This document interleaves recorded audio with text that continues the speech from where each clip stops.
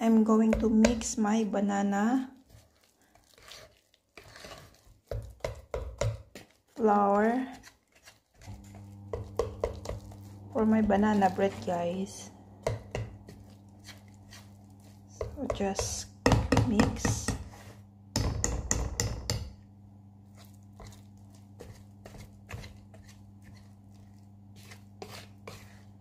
We're going to make banana bread for snacks.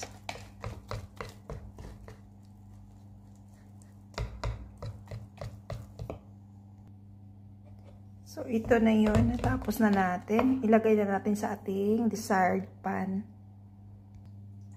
So, ito na. Nalagyan natin ng dried prunes.